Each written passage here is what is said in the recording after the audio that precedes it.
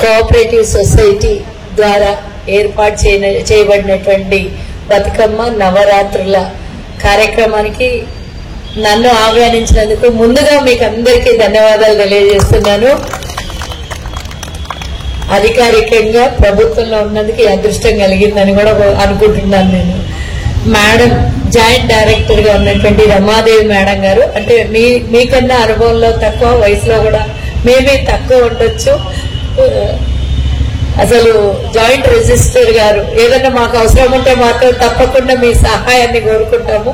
మీ సహాయము మాకు ఉండాలని మేము కోరుకుంటున్నాము. అలాగే పద్మ మేడం గారు, అలాగే మీ ఆర్గనైజేషన్ లో ఉన్నటువంటి ప్రతి ఒక్కరు కూడా మా సోదరులు, అలాగే మా సోదరి వాళ్ళందరికీ కూడా నవరాత్రి అలాగే బతుకమ్మ శుభాకాంక్షలు తెలియజేస్తూ ఈ సంవత్సరం అంతా చల్లగా ఉండమని, బతుకమ్మని గౌరవమ్మని వేడుకుంటూ బతుకమ్మ పాటలతో ఈ కార్యక్రమాన్ని మొదలుపెట్టి ఈ కార్యక్రమం అనంతరము మరి బతుకమ్మని గౌరవమ్మని నీళ్ళల్లో వదిలి మరి చల్లగా చూడమని కోరుకునేటటువంటి ఏకైక పండగ బతుకమ్మని పూలతో పూజించేటటువంటి పండగ.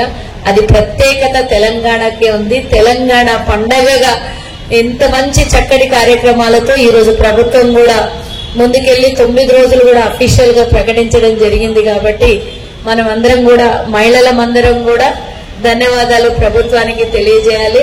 ప్రపంచంలో ఎక్కడ ఉన్నా చాలా మంది ఈ బతుకమ్మ పండుగని మన తెలంగాణ వాళ్ళు పెద్ద ఎత్తున నిర్వహించుకుంటారు.